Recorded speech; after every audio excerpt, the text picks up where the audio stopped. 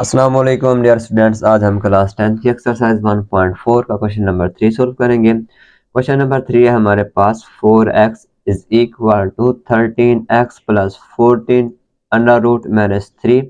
तो सबसे पहले हमने इसको इक्वेशन नंबर 1 का नाम दे देना है, क्योंकि जब हमने इसको चेक करना है x की जगह पे x की वैल्यूज को पुट करना है, इसलिए हम इसको पहले क्या नाम दे देते हैं, इक्वेशन नंबर 1 का। देन हमने क्या करना है, -3 को इज इक्वल टू के दूसरी साइड पे लेके जाएंगे। माइनस का 3 है तो इधर आके क्या हो जाएगा, प्लस का 3। 4x plus 3 is equal to, यहाँ पे क्या आ जाएगा 13x प्लस 14। अब यहाँ पे क्या है, स्क्वायर रूट है, तो स्क्वायर रूट को कैंसिल करने के लिए हमने दोनों साइड पे क्या लेना है, स्क्वायर लेना है। Taking square on both side, दोनों तरफ से मुरब्बा लेने से ये आपने लिख देना है 4x plus 3 whole square is equal to, यहाँ पे क्या आ जाएगा 13x प्लस 14 उसका स्क्वायर। स्क्वायर के साथ स्क्वायर रूट कैंसिल हो जाएगी। यहाँ पे फार्मूला बन रहा है, हमारे पास फार्मूला होता है a plus B whole square is equal to A square plus B square plus 2ab। अब हमने फार्मूले की मदद से इसको खोल लेना है, यानी कि 4x का स्क्वायर प्लस 3 का स्क्वायर प्लस 2, यहाँ पे आ जाएगा 4x ये 3, 13x प्लस 14। अब 4 4 द 16, x स्क्वायर हो जाएगा, 3 3 द 9, 4 2 द 8। 8 को आप 3 के साथ मल्टीप्लाई करें तो यहाँ पे आ जाएगा 24x is equal to 13x plus 14। अब इसके बाद हमने इन दोनों वैल्यूज को इज इक्वल टू के दूसरी साइड पे लेके आना है। यहाँ पे हमने लिख देना है 16x स्क्वायर प्लस, तरतीब भी देंगे साथ साथ, यहाँ पे आ जाएगा 24x। अब प्लस 13x है तो यहाँ पे आके क्या हो जाएगा -13x प्लस 9, प्लस का 14 है तो इस साइड पे आके क्या हो जाएगा माइनस का 14 इज इक्वल टू 0। यहाँ पे आ जाएगा 16x स्क्वायर, 24 में से 13 को माइनस करें तो बाकी बचेगा 11x प्लस, यहाँ पे प्लस माइनस माइनस हो जाएगा, क्योंकि बड़ी रकम के साथ क्या है माइनस है, तो बाकी क्या बचेगा माइनस का ही बचेगा। माइनस 14 में से 9 को माइनस करें तो बाकी बचेगा माइनस का 5 इज इक्वल टू 0। अब यहाँ पे हमने इसकी प्राइम फैक्टराइजेशन करनी है। उसके लिए क्या करेंगे, हम पहले और आखिरी नंबर को मल्टीप्लाई करेंगे, तो यहाँ पे आ जाएगा -80x स्क्वायर। अब 80 के पॉसिबल फैक्टर आपने तलाश कर लेने हैं, तो यहाँ पे जो फैक्टर बनेगा मैं वही लिख रहा हूँ, 16x square plus 16x minus 5x minus का 5 इज इक्वल टू 0। अब देखें प्लस 16x को हम जब -5x के साथ मल्टीप्लाई करेंगे, plus minus minus 16 multiply by 5 ये हो जाएगा 80, x के साथ मल्टीप्लाई होकर क्या हो जाएगा x का स्क्वायर। 16x माइनस 5x, जब इसको हम माइनस करेंगे तो यहाँ पे आ जाएगा 11x, जो कि हमारे पास दरमियान वाली रकम बनती है। अब यहाँ पे हमने क्या करना है, यहाँ से हमने कॉमन लेना है, तो कॉमन क्या आ जाएगा 16x, अंदर बच जाएगा x प्लस 1, यहाँ से कॉमन आ जाएगा -5x, माइनस माइनस का साथ मल्टीप्लाई होकर माइनस माइनस प्लस हो जाएगा, प्लस 1 इज इक्वल टू 0। अब कॉमन लेने के बाद अंदर वाली चीजें जो सेम हो तो आपने फैक्टराइजेशन ठीक की होगी, अदरवाइज कोई ना कोई मिस्टेक होगी। अब दोबारा से हम x प्लस 1 को कॉमन लेते हैं, तो क्या आ जाएगा 16x माइनस 5, x प्लस 1 हमारे पास कॉमन आ जाएगा इज इक्वल टू 0। अब प्रोडक्ट है तो हमने क्या करना है, अलग अलग कर देना है 0 के इक्वल।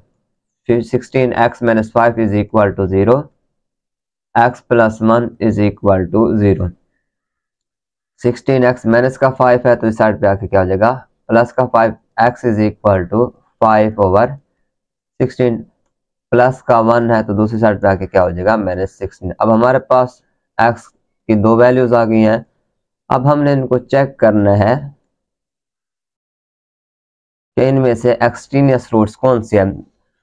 तो सबसे पहले हमने क्या करना है, इस x की वैल्यू को जो हमारे पास है 5/16 को इक्वेशन नंबर 1 में पुट करेंगे। इक्वेशन नंबर 1 है हमारे पास 4x 13 x + 14 √-3। इसमें हम पुट करते हैं, लिख देंगे put the value of 5/16 in equation 1। 5/16 की वैल्यू हमने इक्वेशन नंबर 1 में पुट करनी है, तो यहाँ पे आ जाएगा 4। x की जगह पे हमने लिख देना है 5/16 इज इक्वल टू √13। x की जगह पे हम लिखेंगे 5/16 + 14 - 3। अब यहाँ पे देखें 4 1 दा 4, 4 4 दा 16, तो यहाँ पे बचेगा 5/4 इज इक्वल टू, अब 13 को 5 के साथ मल्टीप्लाई करें, 13 5 दा 65/16 + 14 माइनस का क्या आ जाएगा 3। अब जिसका ओवर कुछ नहीं होता उसका ओवर क्या होता है 1 होता है। तो यहाँ पे हमारे पास क्या आ जाएगा 5/4 इज इक्वल टू, अब यहाँ पे एलसीएम हमारे पास आ जाएगा 16। 16 को 1 के ऊपर डिवाइड करें तो आंसर आएगा 1। 65 1 दा 65। अब 16 को 1 के ऊपर डिवाइड करें तो आंसर आएगा 16। 16 को हमने मल्टीप्लाई करना है 14 के साथ, आ जाएगा 224 माइनस का क्या आ जाएगा 3। तो यहाँ पे आ जाएगा 5/4 इज इक्वल टू 289। जब इनको प्लस करेंगे तो क्या आ जाएगा 289, ओवर में क्या आ जाएगा 16 - 3। 5/4 289 कंप्लीटिंग स्क्वायर होता है 17 का, 16 होता है 4 का, यहाँ पे आ जाएगा -3। अब दोबारा से हमने एलसीएम लेना है, तो एलसीएम क्या आ जाएगा 1। 5/4 इज इक्वल टू, एलसीएम हमारे पास आ जाएगा 4। 17 यानी कि 4 को 4 के साथ हमने डिवाइड किया, आंसर 1 आया। 1 को हमने मल्टीप्लाई कर दिया 17 के साथ। अब यहाँ पे 4 को हमने डिवाइड करना है 1 के साथ, तो आंसर आएगा होगा हमारे पास 4 4 3 दा 12। 5/4 is equal to 5/4। Left side right side के इक्वल है, तो हमारे पास सोल्यूशन सेट यही होगा। अब हमने x इज इक्वल टू -1 को पुट कर देना है इक्वेशन नंबर 1 में। अब ये चेक करते हैं कि ये लेफ्ट साइड राइट साइड के इक्वल आती है या नहीं आती। अब यहाँ पे 4 -1 इक्वेशन नंबर 1 में पुट कर रहे हैं हम। 13 यहाँ पे क्या आ जाएगा -1 + 14 - 3।